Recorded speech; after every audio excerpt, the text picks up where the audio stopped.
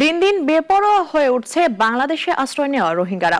চাঁদাবাজি, অপহরণ, খুন, ধর্ষণ, ডাকাতি সহ নানা অপরাধমূলক কর্মকাণ্ডে জড়িয়ে পড়েছেন তারা।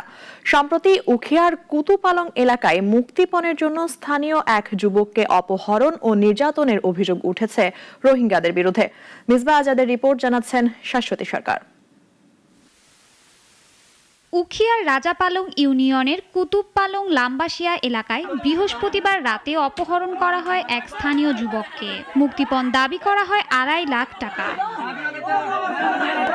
ভুক্তভোগী পরিবারের অভিযোগ, রোহিঙ্গা সন্ত্রাসীরা এর সাথে জড়িত।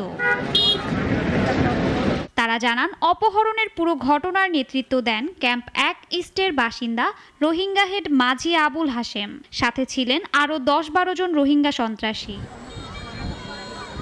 ভুক্তভোগীর অভিযোগ, অপহরণের সময় তার কাছে থাকা 2টি মোবাইল ও নগদ টাকাও ছিনিয়ে নেন তারা।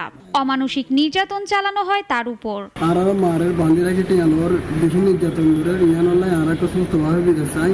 যারা নাকি রোহিঙ্গা ক্যাম্পের ভিতরে আছে বাংলাদেশ, তারা মানে কি বেশি নির্যাতন আছে। ফলা জায়গার মধ্যে বাঁধি ফেলে রাখকে তোমার গিয়া যায় না কি করা গই উদ্ধার করা গই এনে লেনলে মানে কি দিয়ে আর হদিন ভিডিও কিনে আর পাই আর তুয়াইতে গিয়ে তখন হদ আর সারে দিয়াম নিয়ে দুন দিই।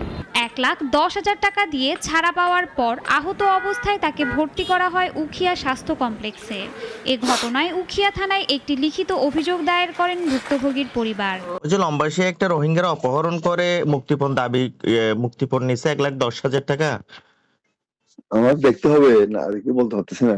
রোহিঙ্গাদের অপরাধমূলক তৎপরতায় আতঙ্কিত উখিয়ার সাধারণ মানুষ। রোহিঙ্গা ক্যাম্পে সন্ত্রাসী কর্মকাণ্ড প্রতিরোধে প্রশাসনের আরও কঠোর নজরদারির দাবি স্থানীয়দের। শাশ্বতী সরকার, নাগরিক।